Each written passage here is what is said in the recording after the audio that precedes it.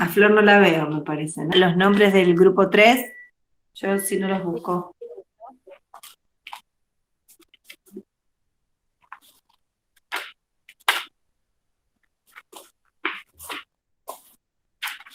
Grupo 3, me dijiste. Sí, 3. Trabajado, digamos, en la conferencia 17, grupo 1, conferencia 23, grupo 2, grupo 3, introducción al narcisismo. Abriendo el Excel. Ahí está. Grupo 3 eran Delfina Faletti, Julia Fay, Lucía Fernández. No se escucha nada, ¿Me escucha? Perdón, estoy teniendo problemas hoy técnicos. Es Delfina Faletti, Julia Fay, Lucía Fernández, Elina Frutero, Malén Gamito, Verónica Gaggiotti, Martina Gardela, Alexandra Genés, Emilia Giordano, Micaela Gómez y Augusto Villar. Bien. ¿Se pudieron organizar? Sí, profe, nosotros tenemos un grupo de WhatsApp, todos, no sé si todos los que estamos en el grupo 3, pero yo una vez había mandado el link para que todos nos pudiéramos unir. Sí, y Julio. ayer estuvimos hablando, más que nada para guiarnos a partir de los ejes temáticos que Exacto. están ahí en el blog. Y bueno, nada, llegamos a que vamos a ir siguiendo, digamos, los ejes y que es un texto que, bueno, nosotros, al menos los que ya rendimos psicoanálisis 1, es un texto que vimos bastante a fondo ya en esa materia.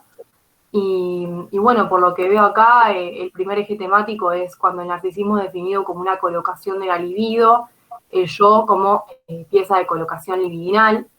Tenemos que tener en cuenta que esta va a ser, digamos, la primera modificación que hace Freud, digamos, en su teoría de la libido.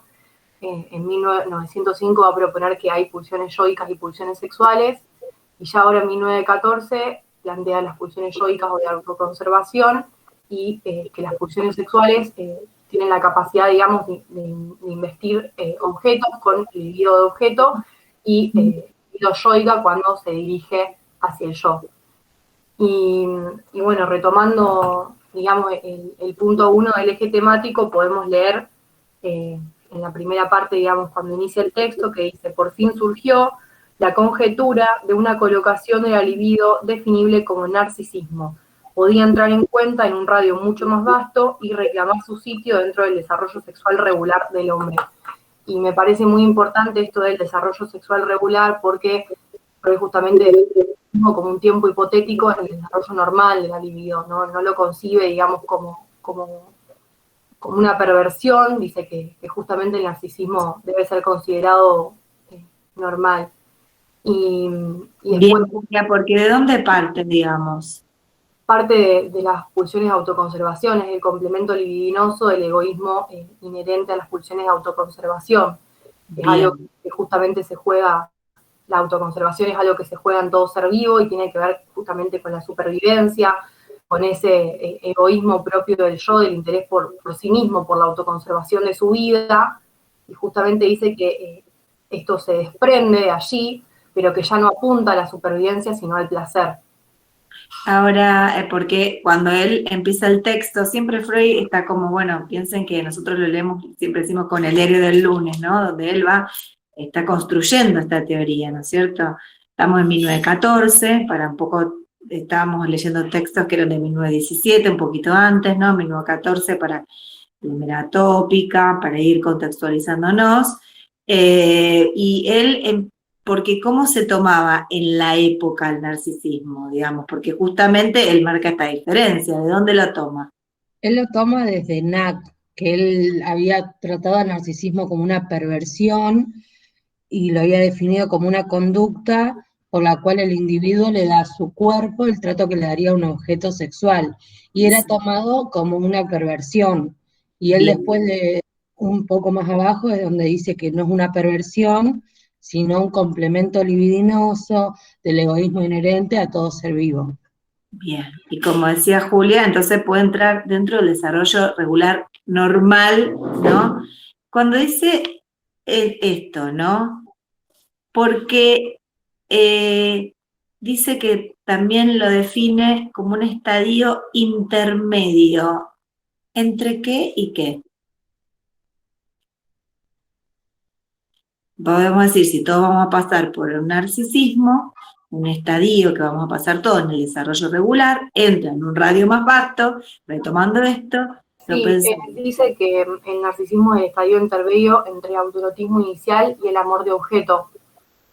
Bien, entonces nosotros podemos empezar a pensar en tiempos lógicos, ¿no? Arrancaríamos del autoerotismo, narcisismo, ahí podríamos pensar latencia, ¿no? Elección de objeto. Bien, bien.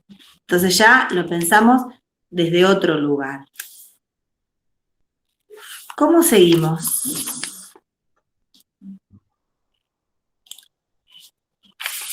Bueno, después el segundo eje temático lo que va diciendo es que nos vemos llevados a concebir al narcisismo que nace por replegamiento de sus investiduras de objeto como un narcisismo secundario que se edifica sobre la base de otro primario, o sea, lo que le permite suponer digamos, estadio normal en el desarrollo de la libido necesario para poder investir luego objetos, es justamente las exteriorizaciones clínicas de amor a sí mismo.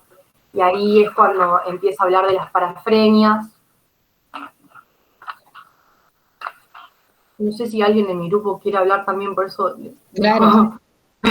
Él dejo toma las parafrenias como una de las vías de acceso para estudiarlo.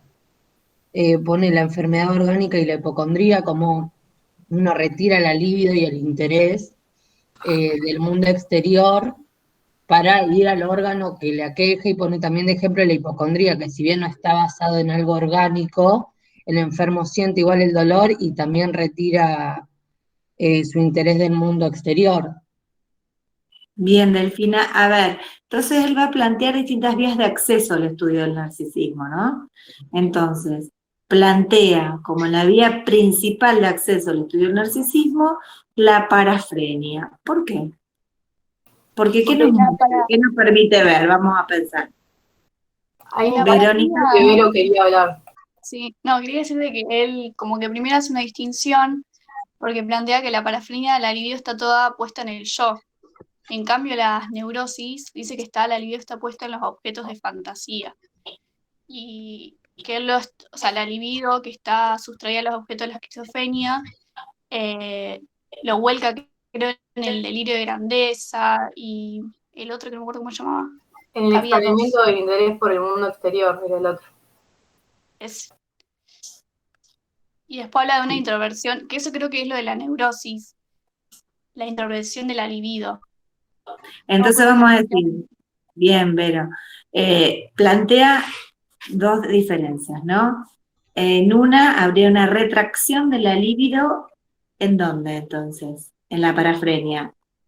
¿Dónde va la libido? En el yo. Hacia el yo. En el yo. Esto plantea dos rasgos que tiene la parafrenia. El delirio de grandeza o megalomanía, ¿no? Donde va todo este libido del yo, y por el otro lado, el extrañamiento con respecto al mundo exterior. Uno muchas veces ve, a veces cuando vamos a decir, se suman situaciones a veces de psicosis y de indigencia, vamos a decir, uno ve muchas veces gente en la calle, digamos, que está tomada también por su delirio, ¿no? Por su idea delirante, y muchas veces yo muchas veces he visto un señor, por ejemplo, que va caminando muchas veces por la peatonal y que va hablando directamente o con el presidente, o sea, hay una megalomanía, ¿no? En ese discurso, un delirio que lo sostiene, ¿no? Y un extrañamiento con respecto al mundo exterior, dice, ¿no? Está en una realidad que podemos pensar como paralela. Bien. Pero Verónica, ¿no es cierto? Plantea una diferencia con la libido en la neurosis. Porque ¿qué pasa ahí? ¿Dónde va? Va hacia las fantasías, por una frustración, o sea, una imposibilidad de poder alcanzar esa satisfacción en lo real, digamos, justamente como como ese lugar en donde se conserva, digamos, el proceder del principio de placer, de poder alcanzar aquello que se nos presenta como imposibilitado en la realidad. Dice que el neurótico de algún modo también resigna el vínculo con la realidad hasta cierto punto, pero que lo conserva, digamos, a través justamente de los objetos de la fantasía. O sea, se reemplazan los objetos reales por objetos imaginarios, y por eso sigue habiendo una ligazón por medio de la fantasía. Exacto, hay una introversión de la libido en los objetos en la fantasía. Si no está en la realidad, está en la fantasía. Perfecto, bien. Entonces, bueno, ahí es como empieza a explicar esta principal vía de acceso. Entonces ahí empieza a hacer una diferenciación entre dos narcisismos. ¿Y cuáles serían entonces? El primario y el secundario. ¿Y cómo los define? El primario dice que es el que es inherente a todo ser vivo, que es el que todos pasamos, y el secundario es el que nace por replegamiento de las investiduras de objetos que están basados en el primario. Bueno, entonces plantea una imagen originaria de una investidura liminal del yo, ¿no? Donde hay un narcisismo primario, y después plantea un narcisismo secundario por replegamiento de investiduras objetales. A ver, pregunta que haría Bertolet en un final. Vamos a practicar. ¿En dónde podríamos ver manifestado este narcisismo secundario? Perdón, me cayó la hoja. En la vida cotidiana. Los que define Freud, porque él habla de los niños y los pueblos primitivos. No, yo ya me estoy hablando para que ustedes nos vayamos un poco, después volvemos al texto. Freud no habla de la vida amorosa. Bien, muy bien. ¿Y cómo? Pensémoslo juntos. Profe, ¿no es cuando uno se siente, cuando el otro como que gusta de vos y eso, que te sentís así como, me sale empoderada la palabra, esa? ¿No es Palabra ahí? de la época. Sí. Habla de cuando nos enamoramos y el yo se empobrece porque investimos libidinalmente al otro. ¿Qué pasa cuando uno... Claro, hay un engrandecimiento del objeto y hay un quite de investidura, digamos, en el yo. Después también habla de la enfermedad orgánica, de la hipocondría.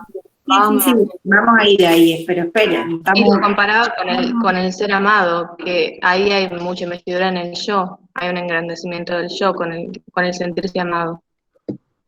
¿Y qué pasa a veces cuando tiene relaciones y hay alguna complejidad en el narcisismo? ¿Cómo se puede manifestar eso en la relación con el otro? No lo dice en el texto, no lo busquen. Y profe, pero por ejemplo, si dice que hay una elección de objeto por tipo narcisista y hay varios tipos de elección de objeto por tipo narcisista, por ejemplo, a lo que uno mismo es, a lo que uno mismo fue, es como que depende qué tipo de elección de objeto tenga yo dentro de lo que es el tipo narcisista, porque después está por apuntalamiento. La pregunta sería, ¿qué manifestaciones localizadas ustedes pueden ver del narcisismo secundario en la vida amorosa de los sexos? Profe, ¿podría ser, por ejemplo, Es más fácil que la pensemos entre acá, que somos casi 60, que cuando ustedes están uno a uno en un final virtual. A ver, apuesten ideas. puede ser, profe, cuando uno como que espera todo del otro, por ejemplo? Ay, Celina, no te Se escucho corta, bien. Celina. Empezamos escuchándote bien, pero...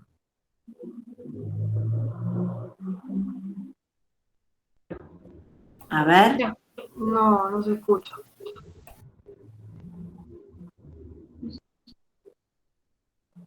Profe, Santiago. ¿puede ser, por ejemplo, en la vida amorosa cuando alguien no puede concebir que no lo amen? O sea, ¿cómo vas a querer a alguien que no soy yo? Claro, a ver, vas bien, Santiago, tiene que ver con eso, ¿no? Tiene que ver cómo se manifiesta en la envidia, Los en las celos. comparaciones, en los celos, en la rivalidad, ¿no? Entonces, ese tipo, digo para que lo pensemos, o sea, desde lo teórico, pero que lo podamos pensar en todo esto, ¿no?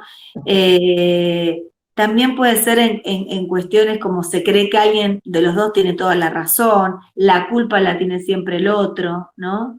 Acá dice algo, Selina, que yo también iba a decir, que es el tema de cuando uno espera que el otro haga lo mismo que uno hace, como si lo que uno hace fuera ejemplo de, digamos, de lo que se debe hacer y de lo que está bien, de cómo debe ser uno en una relación, ¿no?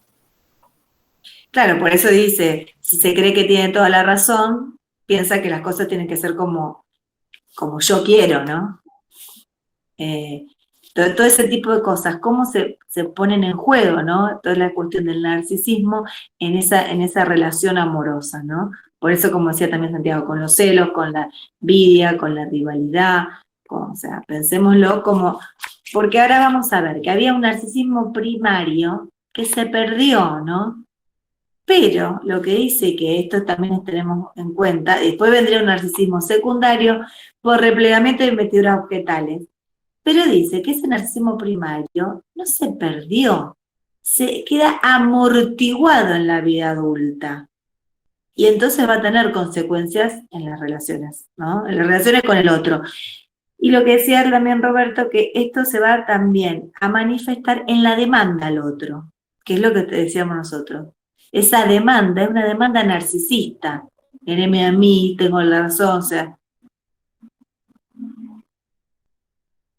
Sí, justamente, digamos, se guarda de algún modo en el yo ideal, en esa construcción, digamos, imaginaria a partir de esa pérdida necesaria, digamos, en algún punto de este narcisismo primario. Y a partir de esa pérdida lo que se va a instalar, Julia, es el ideal del yo. No, sí, el ideal del yo, digamos, como instancia simbólica de la introyección, digamos, de la autoridad parental, ¿no? Pero yo me refería que también, digamos, el yo ideal, que, bueno, el año pasado, cuando habíamos estudiado este texto también, me acuerdo que la profesora lo había definido como un polo, digamos, nostálgico de atracción de aquel ser perfecto que alguna vez se fue, ¿no? Como algún modo de conservar. Claro. Es un punto mítico de completud, ¿no es cierto? Claro. Justamente también lo que vamos a decir, que el narcisismo es uno de los rasgos del infantilismo neurótico. O sea, esto cuando vamos a hablar, y que puede ser que muchas veces escuchan hablar de esto del infantilismo, el narcisismo es un rasgo de infantilismo. Por eso se pone en juego, ¿qué estamos hablando? Celos, rivalidad, comparaciones, ¿no? Y se va a jugar en la demanda y en el vínculo con el otro. Bien. Entonces vamos a ir avanzando.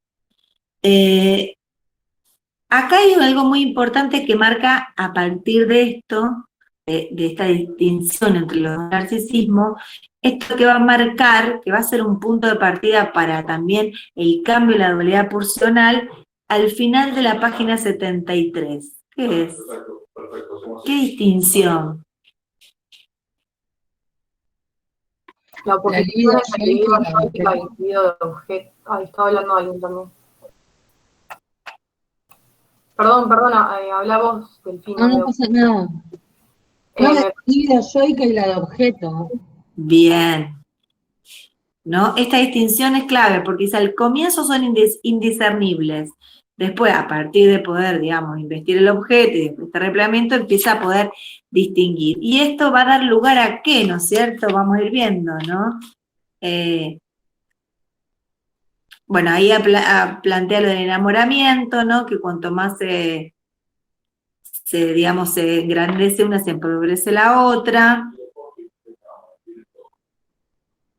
Bien. Y ahí va a ir dando lugar justamente al tercer eje. ¿Qué plantean el tercer eje de este texto?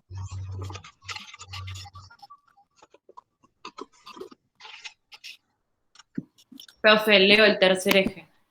El Bien. supuesto necesario que no esté presente desde el comienzo en el individuo una unidad comparable al yo. El yo tiene que ser desarrollado. Muy bien, esto es muy importante, ¿no? Y va a ser desarrollado a partir de qué, dice. Una nueva acción. Un nuevo acto psíquico. Una nueva acción psíquica. Esto un poco lo deja abierto Freud. Podemos pensar que es como la reorganización de las pulsiones parciales, pero esto es lo que después va a tomar Lacan, ¿no? En el estadio del espejo. ¿Cuál va a ser esta nueva acción psíquica? Pero lo que vamos a marcar es que el yo no está desde el comienzo, que el yo tiene que ser desarrollado. Al principio, ¿qué tenemos? Autoerotismo, pulsiones parciales, cuerpo fragmentado. Algo tiene que suceder para que este yo se forme. Entonces, esto es esencial. Y esto que decíamos antes, ¿es un pie para qué? ¿Para qué le da un pie esta distinción de la libido yoica a la libido de objeto?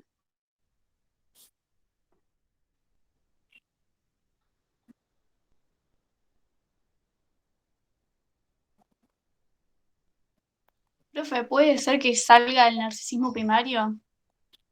¿Cómo? ¿Que puede ser que qué? Que salga del narcisismo primario cuando pasa la libido de objeto, o estoy diciendo cualquiera. Sí, pero va a ir hacia otro lugar, a ver. O sea, poder diferenciar estas dos líbidos, yoica y de objeto, ¿qué le va a permitir? Profe, ¿puede ser la distinción entre pulsiones sexuales y pulsiones yoicas? Bien, Maiten, ¿por qué lo pensás? En realidad nunca lo terminé de entender muy bien en segundo, pero porque él no habla de la libido como una energía sexual que estaría presente en las pulsiones yoicas y no en las pulsiones de autoconservación que tal vez están ligadas a una energía más que tiene que ver con la conservación de la vida sin ese complemento sexual, aunque creo que él después habla de que hay un complemento sexual, ¿no? No sé qué está diciendo. Son yoicas o de autoconservación, serían las mismas. La primera, digamos, distinción de la primera dualidad pulsional, ¿cuál es? Pulsiones yoicas o de autoconservación y pulsiones sexuales. Bien, entonces, si vemos que hay libido yoica y libido de objeto, y que el narcisismo del yo es un narcisismo secundario por replegamiento de las investiduras objetales, ¿el yo puede ser qué entonces? Susceptible de ser investido libidinalmente. Cuando algo es susceptible de ser investido libidinalmente, ¿qué es? ¿Un qué? Un objeto. Un objeto, bien, el yo como objeto de las pulsiones sexuales. A ver, yo les voy preguntando así para que lo construyamos, digamos, a esto, ¿no? Juntos. Entonces, el yo, al pasar a ser una pieza libidina, digamos, de objeto de las pulsiones sexuales, hay esta primera distinción entre pulsiones yoicas o de autoconservación, como decía Maiten, ¿no? Versus las pulsiones sexuales, pierde sentido, ¿no? Porque el yo va a tener líbido, el yo vuelve y va a poder ser objeto de estas pulsiones sexuales. Entonces, bueno, después vamos a ir viendo, pero esto va a ser antecedente para ese cambio de la dualidad pulsional. Bien. Entonces, decíamos que el yo tiene que ser desarrollado. Acá, en el punto 4, es lo que ya veníamos viendo como la primera vía, digamos, la principal vía de acceso a estudio al narcisismo eran las parafrenias, que dice que en la psicosis, ¿no? Que sería el delirio de grandeza, megalomanía, ¿no? Y el extrañamiento respecto al mundo exterior.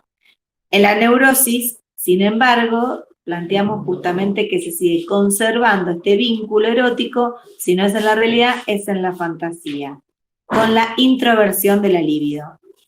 Bien, lo que plantean las 5 es lo que acabamos de ver, que estas consecuencias de la introducción del concepto de narcisismo y esta distinción, ¿no?, entre la libido yoica y la libido de objeto, va a tener consecuencias en el dice en el modelo libidinal pulsional que venía sosteniendo hasta ese momento, que tiene que ver con esto, pensarlo al yo como objeto de las pulsiones sexuales, como colocación libidinal.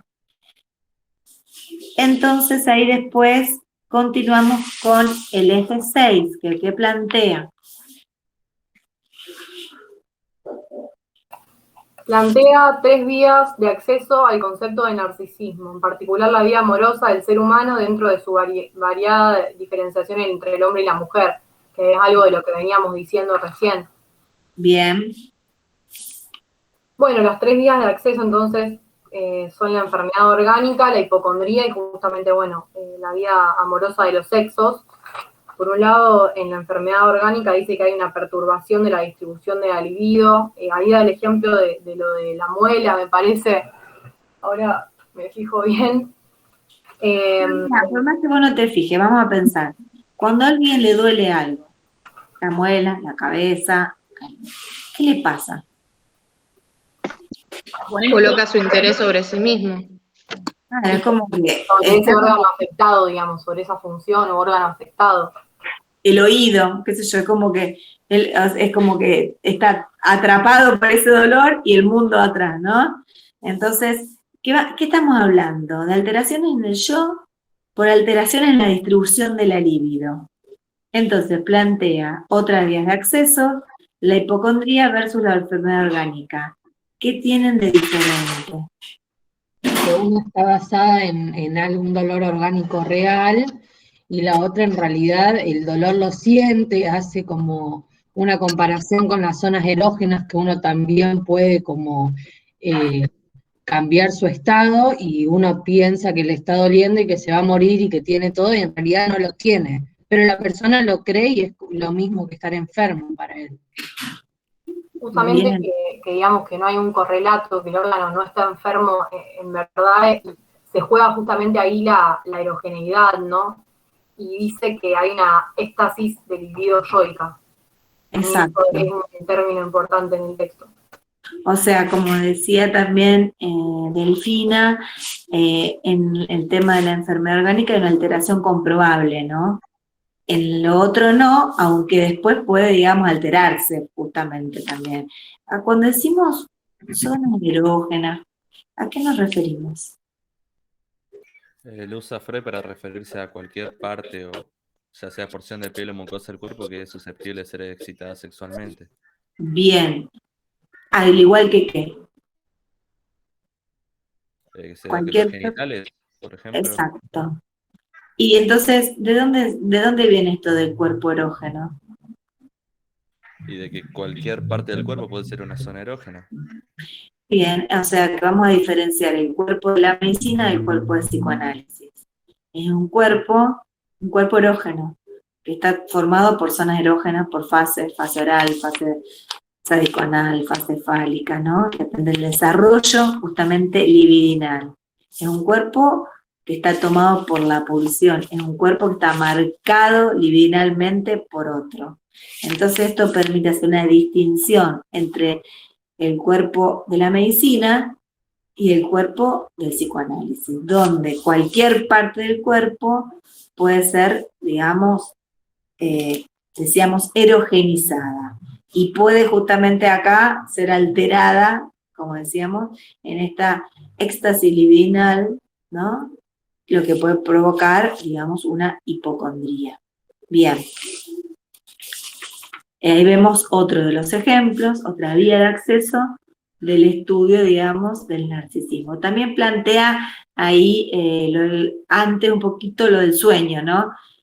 También como otro que dice que también en el estado del dormir la persona hace un retiro narcisista, dice Freud, de las posiciones libidinales sobre la persona propia.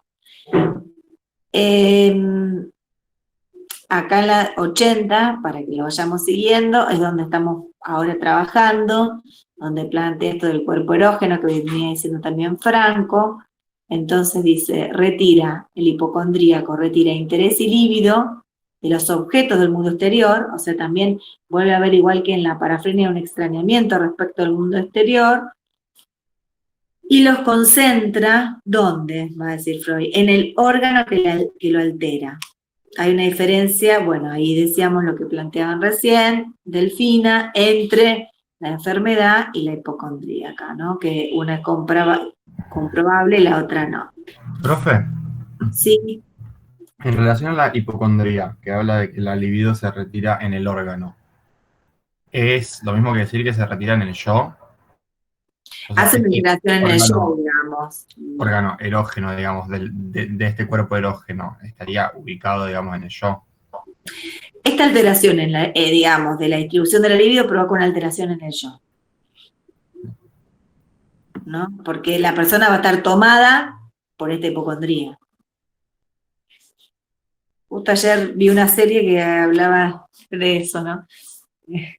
Digamos que la hipocondría también, nosotros no es algo que digamos que vamos a trabajar ahora, pero bueno, habría que ver la situación, ¿no? Del caso por caso, si pensamos en psicoanálisis, de qué estructura estaríamos hablando, ¿no? Si estamos hablando de una psicosis, una estructura de borde, ¿no? Si realmente, o sea, es una hipocondría grave, ¿no? ¿De dónde estamos ubicados? O un síntoma, que entonces ahí es otra historia. Bien. Profe, a raíz de esto de lo de la hipocondría y eso, hay una parte puntual de ese texto que a mí nunca me terminó de quedar clara, que era justamente cuando dice que la hipocondría es a la parafrenia aproximadamente lo que las otras neurosis actuales son a la histeria y a las neurosis obsesivas. ¿Dónde estás ubicada? Ay, no sé porque tengo el resumen, ahora voy a buscar bien en qué parte del texto está, porque yo tengo hecho... Acá, ella es la 81, dice, en la 81 es. Acá me parece que es. Limitémonos a consignar lo que en este punto puede conjeturarse. La hipocondría es a la parafrenia, ahí está, mira, ahí lo encontramos. Sí. Aproximadamente lo que las otras neurosis actuales son a la histeria y la neurosis obsesiva. ¿Por qué? Porque las neurosis actuales, digamos, son neurosis donde el conflicto no tiene que ver con una neurosis de transferencia. Entonces son menos accesibles al análisis. Entonces, por eso también lo acompaña. Vale decir, depende de la libido yoica, como la otra depende de la libido de objeto. Tiene que ver con esa diferencia. En la neurosis actual también tiene que ver con la libido, digamos, ¿ves? Entonces, la angustia hipocondríaca sería del lado de la libido yoica, el correspondiente de la angustia neurótica. Además, si ya estamos familiarizados con la idea de que el mecanismo de la contracción de la enfermedad y de la formación de síntomas, la neurosis de transferencia, el pasaje de la introversión a la regresión ha de conectarse con una éxtasis libidinal de objeto. Podemos aproximarnos también a la imagen de una éxtasis libido-yoica, vinculándolo con los fenómenos de la hipocondría y de la parafrenia. Tiene que ver con eso, ¿no?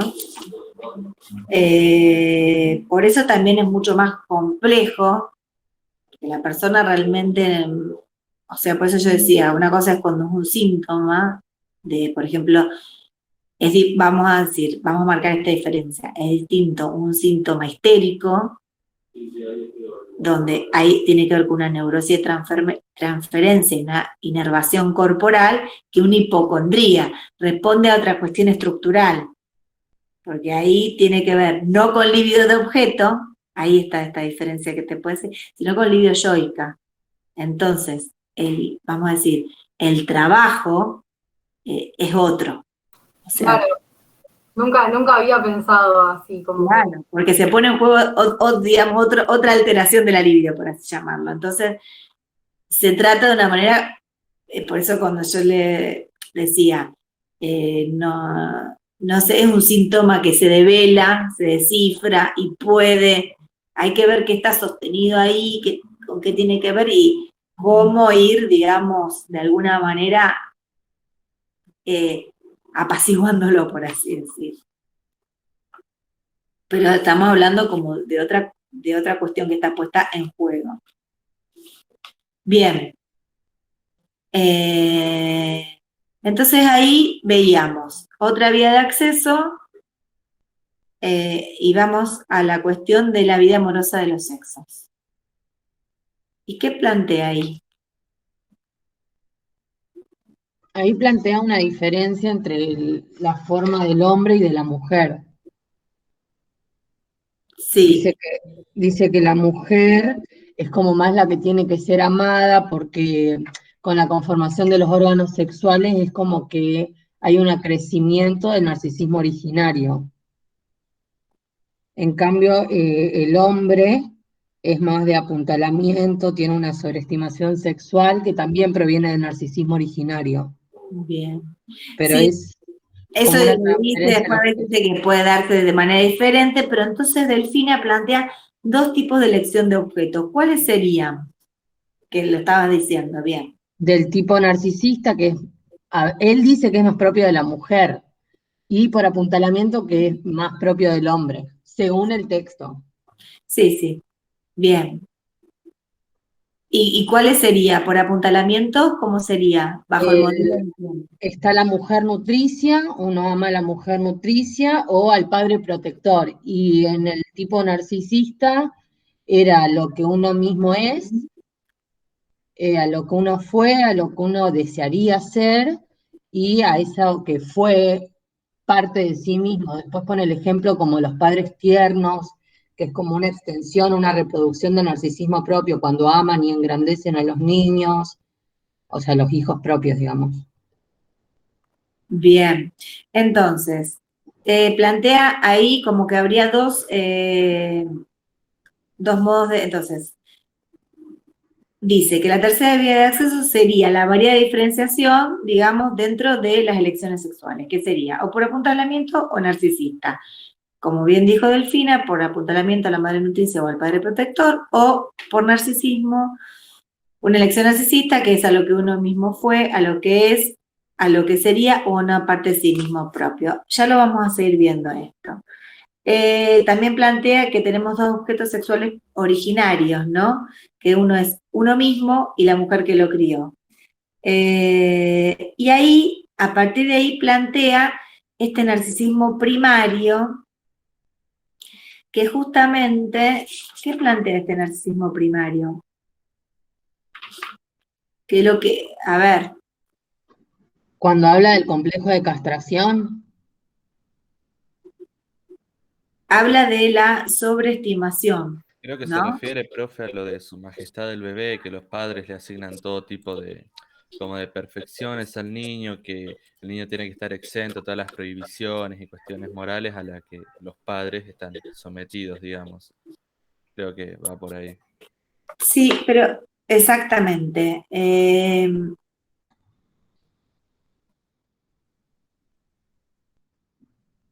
¿Qué dice ahí?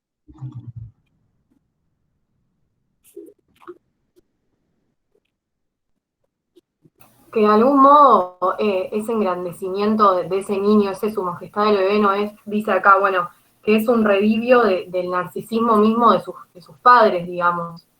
Exacto. Es un redivivo, digamos, dice que lo podemos como más ver por inferencia, digamos, como retrospectivamente a través de ese amor, digamos, de objeto de esos padres, donde lo que gobierna el vínculo es la sobreestimación, digamos, y en realidad es un amor que se ve su prístima naturaleza infantil, dice Freud, ¿no? Se nota cómo es tan infantil, digamos, en ese amor, porque dice justamente, enfermedad, muerte, renuncia al goce, restricción de la voluntad propia, no han de tener vigencia para el niño.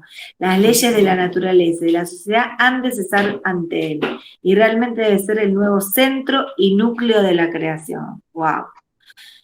Es como... claro, él dice que es una inmortalidad del yo, el niño, y que pasa a tener una seguridad refugiándose en ese niño. Es un momento mítico de completud necesario, pero, o sea, su majestad el bebé, ¿no? Pero ¿qué pasa?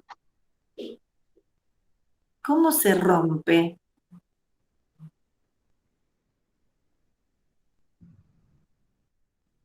Con el complejo de Con el castración. complejo de castración, claro. ¿Cómo se manifiesta?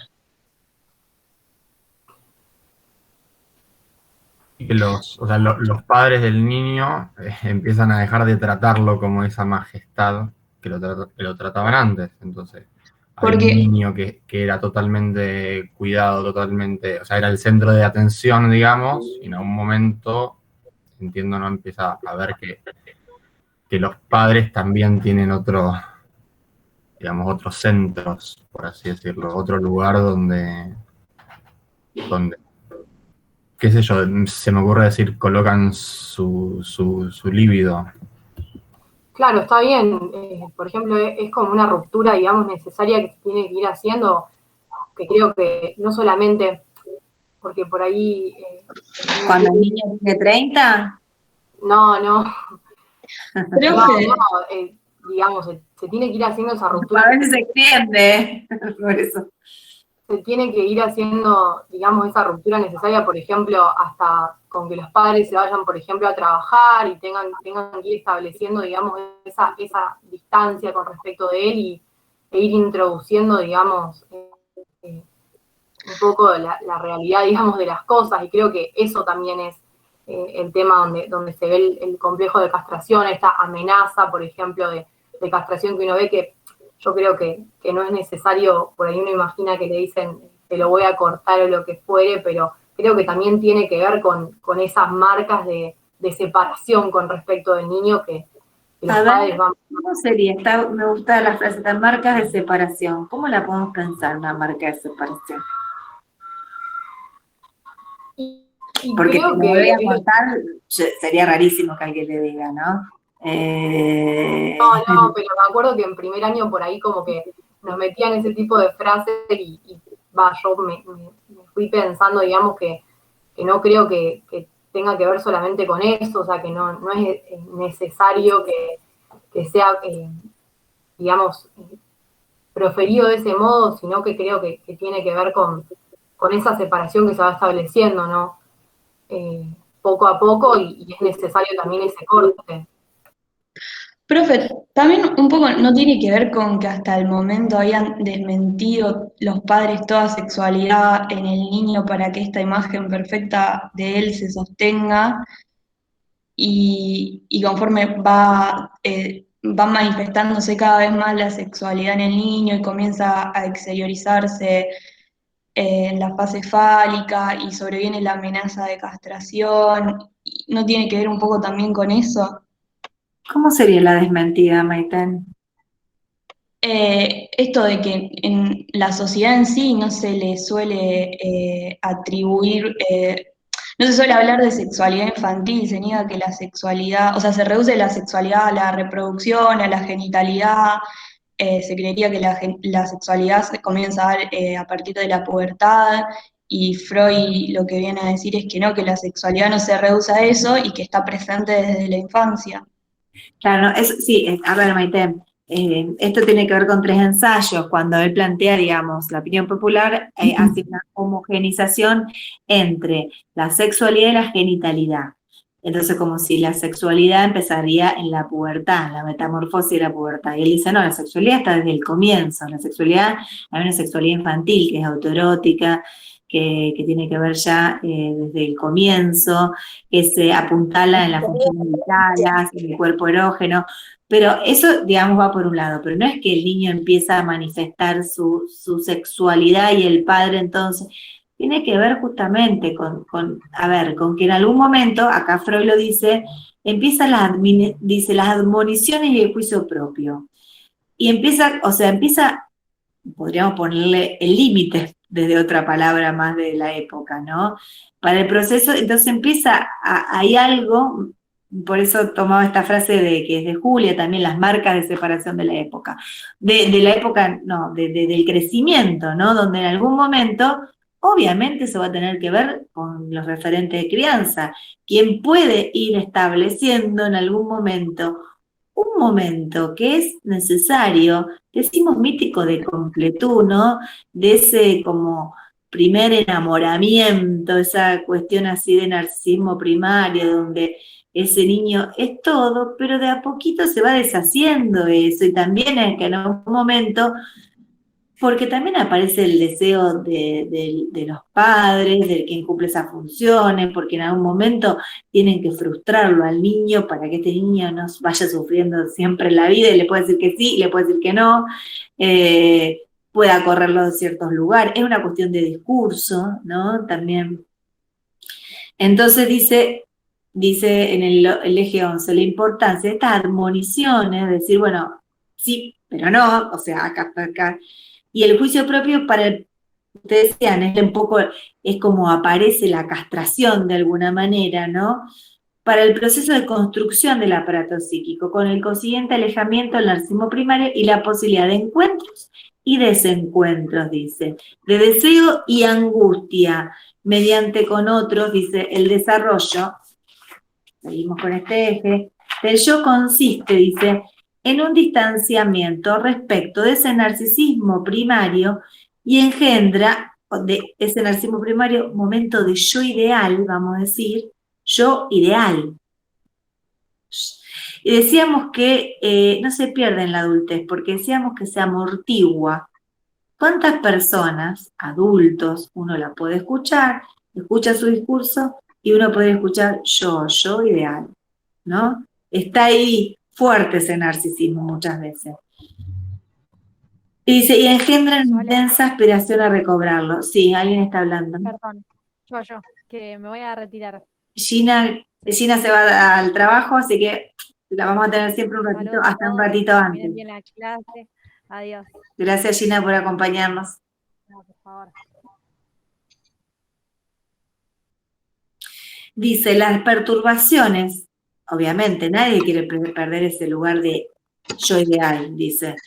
Las perturbaciones a que está expuesto el narcisismo originario del niño, las reacciones con que se defiende de ellas y las vías por las cuales es esforzado al hacerlo, y hay unos temas que yo quería dejar en suspenso como importante material todavía a la espera de ser trabajado.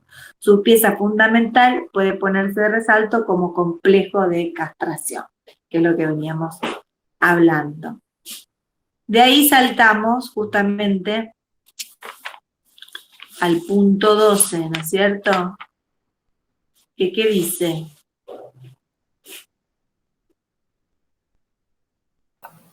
Dice, la observación del adulto normal muestra amortiguado el delirio de grandeza que una vez tuvo.